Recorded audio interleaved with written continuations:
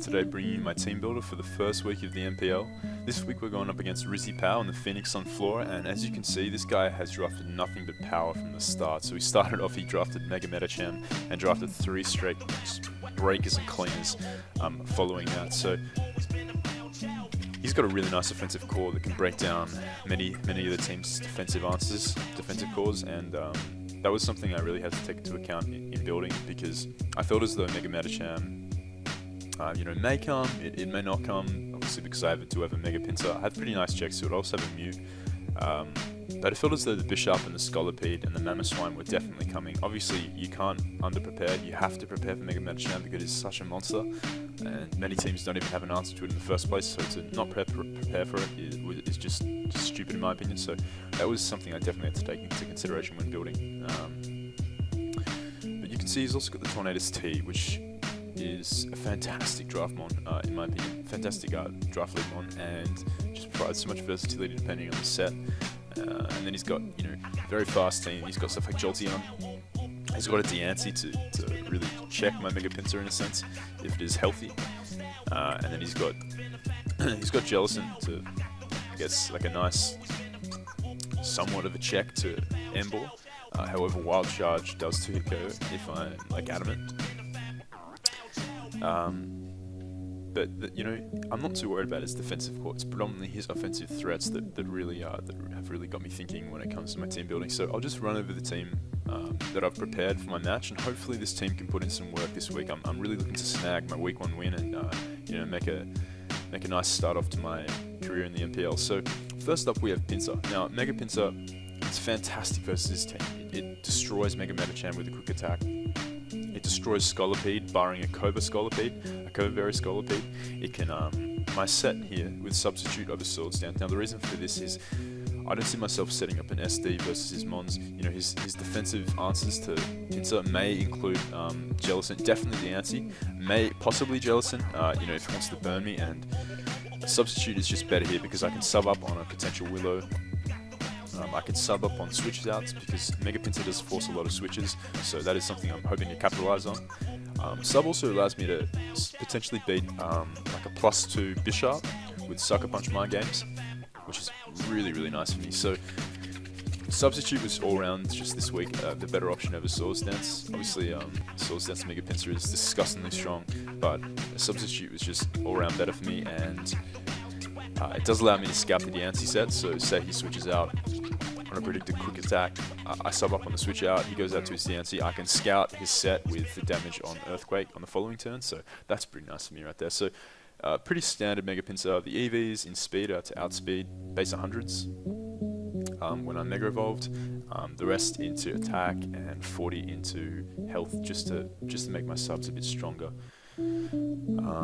But yeah, I'm expecting Mega Pincer to do a fair bit of work. Obviously it destroys a Mungus, it can take an Ice Shard from Mamoswine even if he is banned, which is pretty nice. It can destroy Scolipede to set up Scolipede, unless he is Cobra Berry. I'm kind of expecting a Cobra Berry Scolipede, because if he does bring it, because setting up with Scolipede would be kind of pointless, seeing as I do have a Mega Pincer who can just murk him with a quick attack. So I am definitely expecting Scolipede to come because it does so much work to every team, especially my team. Well, my defensive checks to it anyway are pretty non-existent, barring something like a physically defensive Zapdos, but then he still has rock coverage for that. So I am expecting a Cobra Scolipede, but we'll see what happens there. But all-round Mega Pincer was definitely a must-bring to this game, and I'm hoping it can snag at least 1 kill for its debut. My week 1 match. So next up we have Mew, and Mew was predominantly my switch into Mega Metacham. Now, my defensive spread here means that I'm not too hit KO'd by any attack from Mega Metacham. If rocks are up, then that's a different story. If he gets like a max roll with something like a really high roll or a crit with something like Thunder Punch or Ice Punch, then that's going to be kind of annoying. But yeah, I can always pivot around to my Alamomola. But Mew's main job is to check Mega Metacham, make sure hazards stay off the field with defog. I've got the Cobra Berry there, meaning I can take on the Bishop 1v1. as the knockoff won't do enough.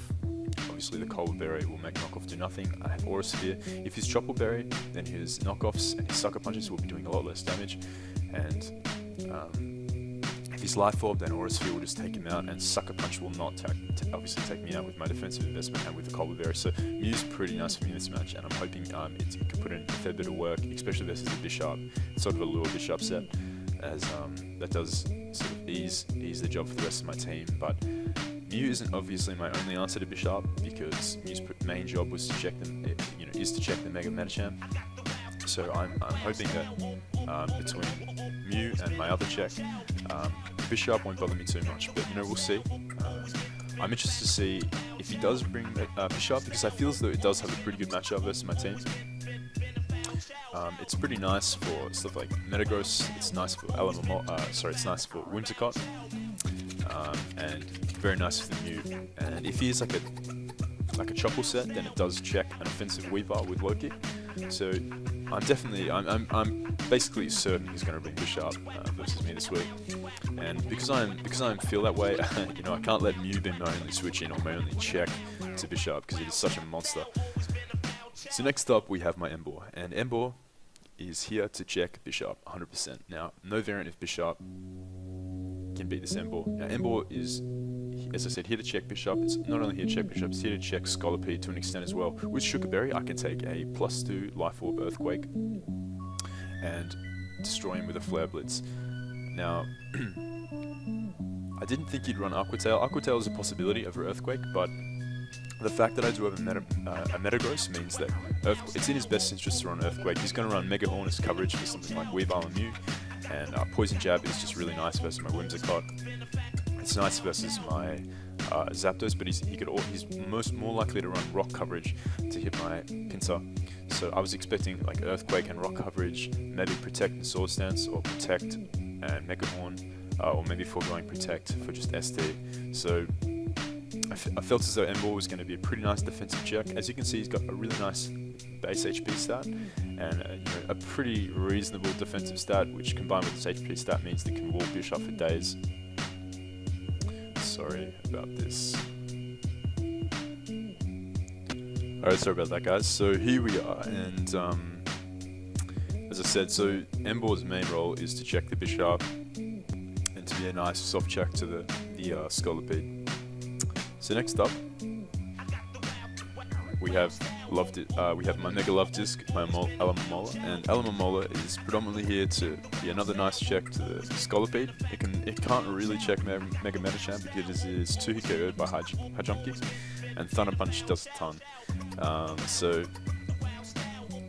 it does, however, check Scolipede pretty nicely, and it prevents a Bishop from setting up versus me like a Lumberry Bishop. I do have Wake Up Slap, meaning I can 2-hit KO him with that.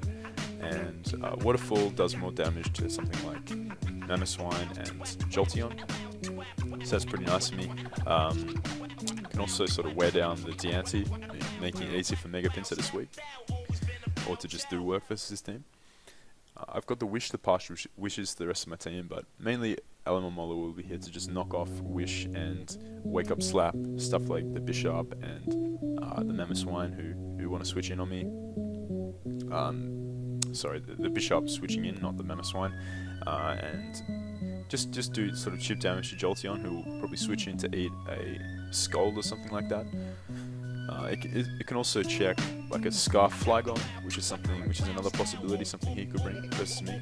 And it can, if need be, I can get a Waterfall off versus Mega Metachamp, as it does more than Scald. So that can be nice in a pinch if I just need that crucial damage.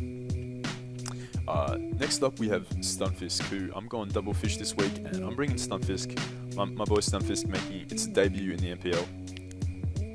And its main job is to check Tornadus T and Jolteon, and we're bringing it in week 1 with a pretty important role. Tornadus T cannot ever in no world check or hurt my Stunfisk.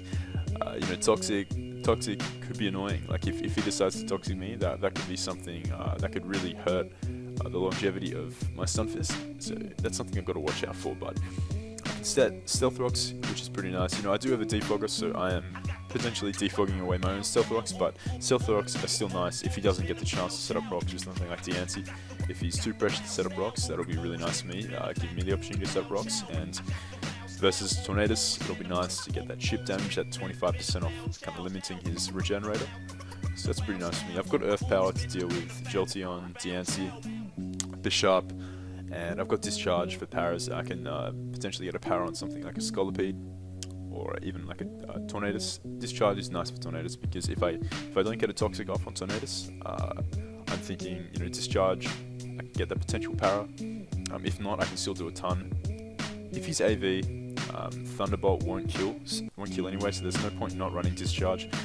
They do almost the same damage, and the damage output difference isn't too noticeable, and Discharge has that nice para chance. So yeah, Stunfisk is here to check the Jolteon and the Tornadus.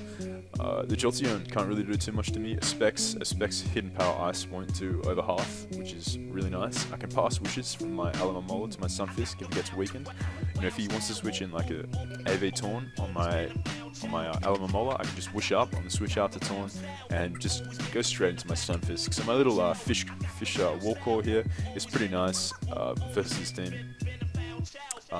And I do have the potential to live a hit from Mega Medicham, provided he's, you know, not adamant. If he's jolly, I can live a hit and get a Discharge off, which is pretty nice. So it's also it can also live a hit from Mamoswine. It can live an EQ. I can get a Discharge off. I can get a Toxic off on the Flygon, which wants to switch in. I was considering running Hidden Power Ice, and I may still run Hidden Power Ice. Before the match I might switch it up, but I feel as though Toxic is kind of nice.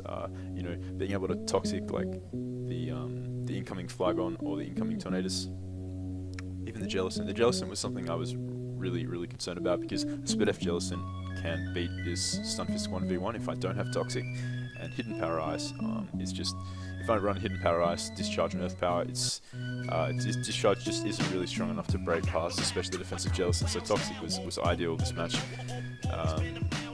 Or, you know, it's ideal leading into it. I may still change it at this point, I'm not 100% sure, but at this point in time I'm pretty happy with Toxic. So next up, my last member, we have the Weavile, and Weavile, of course, I had to bring it this week.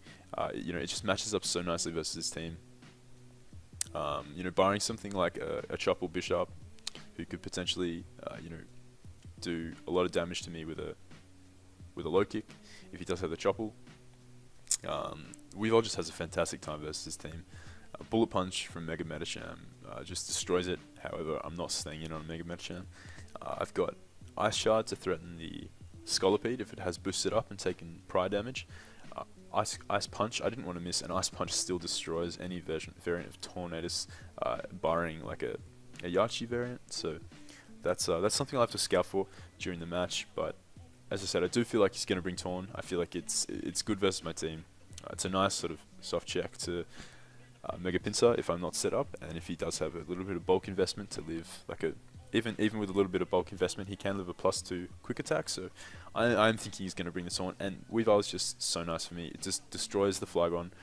I can knock off the Jellicent, which just renders that pretty useless. It can Ice Punch the Amoonguss. It can Low Kick the Mamoswine. And as I said, it can take out like a weakened Scolipede, so it's just really nice for me versus Riz this game. And I didn't feel as though Icicle Crash was really necessary. It doesn't kill an Amoonguss unless I'm like adamant banned. It doesn't. It does the same. It's still both Ice Punch and Icicle Crash both kill Torn.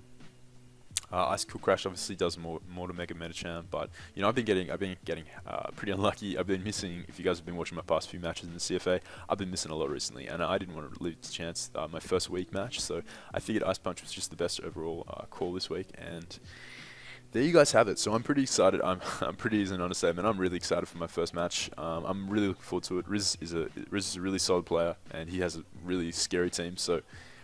You know, I'm hoping I can come out with a win, but we'll see how it goes. I feel as though I've prepared adequately for his team, and I'm pretty damn excited to go into it. So if you guys are hyped, if you guys are excited to see how I go in the first week, drop a like. Let me know in the comments what you think of my team. If you think it's it matches up well against Riz's team, or if you think it's just straight garbage, let me know. I'm interested to see your thoughts and opinions, and I'll try my hardest. Get that week 1 win if possible. If not, we'll bounce back. So yeah, guys, thanks for watching, and I hope you enjoyed.